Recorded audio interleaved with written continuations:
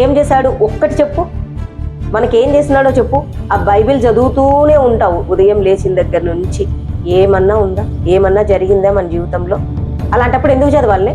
మా నువ్వెన్నైనా చెప్పమ్మా, బైబిల్ చదువుకోకుండా నేను ఉండలేను. చెప్తే వినవు కదా, ఎలా అన్నా తగలడు.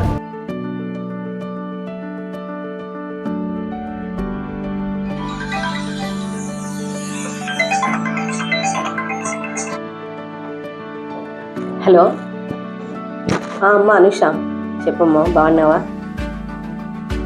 నేను బాగున్నాను. కీర్తి కూడా బాగుంది. ఉందమ్మా, ఇంట్లోనే ఉంది. ఏంటమ్మా, ఏంటి సంగతి? అవును అవును మొన్న క్యాంపస్లో ఇంటర్వ్యూస్ జరిగాయి. సెలెక్ట్ అయ్యావా? శాలరీ ఎంత?